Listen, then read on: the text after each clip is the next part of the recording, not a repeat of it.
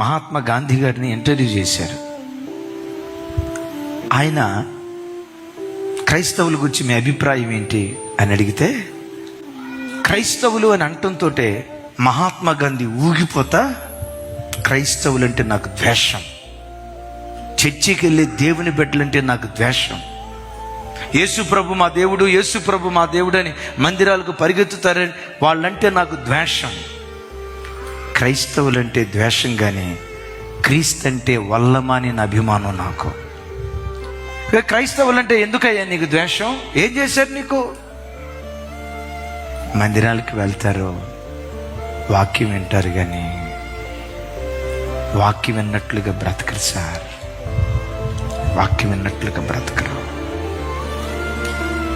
చర్చికి వస్తారు కొట్లాడుకునే తండ్రి కొడుకులు, చర్చికి వస్తారు కొట్లాడుకునే భార్యాభర్తలు, ఒకే చర్చికి వస్తారు. అన్నంటే తమ్ముడికి పడదు, తమ్ముడంటే అన్నకు పడదు, ఆడపడుచంటే వదినకు పడదు, వదినంటే ఆడపడుచుకు పడదు. ఒకే చర్చికి వస్తారు.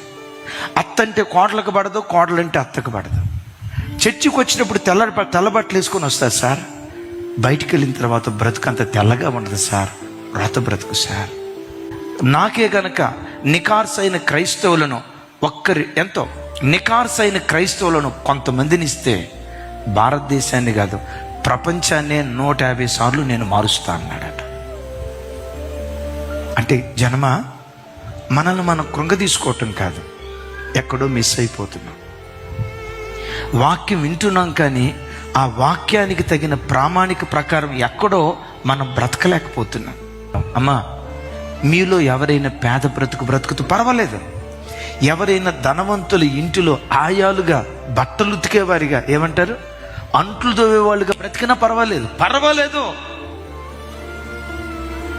ఆ ఇంట్లో నమ్మకంగా పెంచి వాళ్ళ డబ్బులకు, ఎంగిలి మెతుకులకు, దొంగతనానికి కక్కుర్తి పడకుండా నమ్మకత్వానికి నిలువుటద్దంగా బ్రతుకు. ఆ సత్ప్రవర్తనే ప్రజలు ప్రభు తట్టు తిరగటానికి